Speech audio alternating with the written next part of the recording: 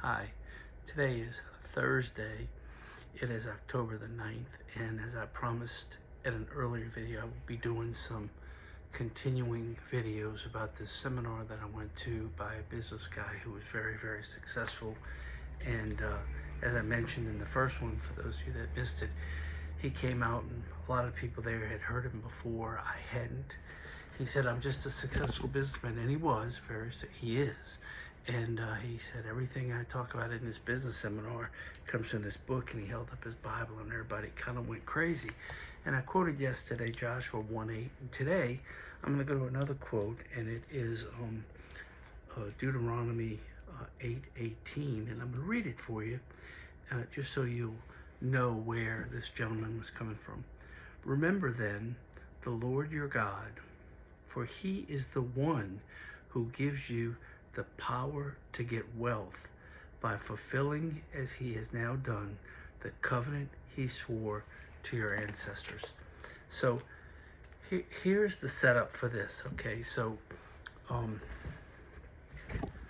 what he was setting up for us was the fact that the Lord is giving you the power to succeed. Now, this was a business seminar, so it was focused on money and wealth. So that's why the word wealth jumps out if there. But what I would say is, studying this, what you come to understand is that at the heart of success is following the natural law, the way God set up the world.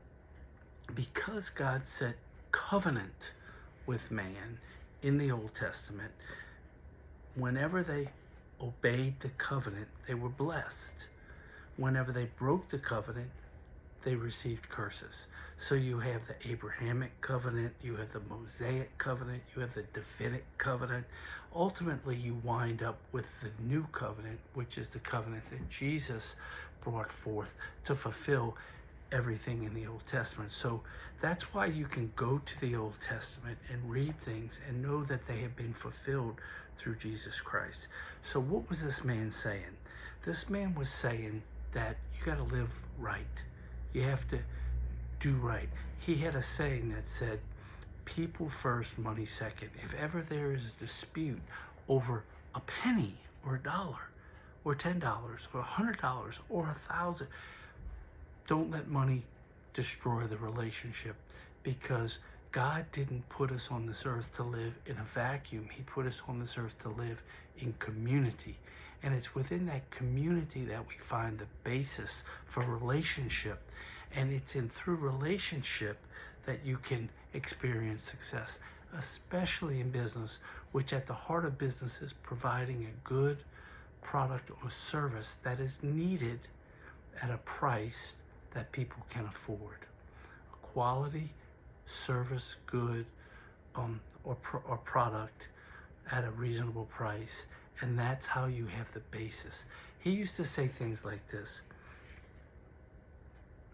follow the masses, the people, and you'll be blessed beyond sake. You'll live with the wealthy, because it's the people that build up everyone else. You know, a rising tide raises all ships.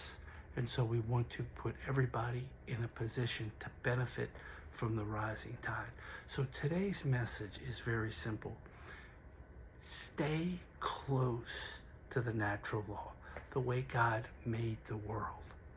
And ultimately, you will be in covenant with him and find your way to success.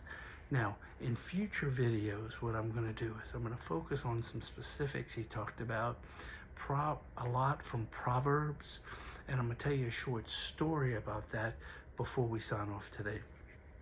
Very recently, my sister in California had gone through some issues with her daughter. I'm not going to get into particulars because some of y'all might know her. And my other sister had called me with a legal question, wanting me to help her out with something, which I was able to do. And at the end, she kept me on the phone an hour talking about the troubles that my sister in California was having.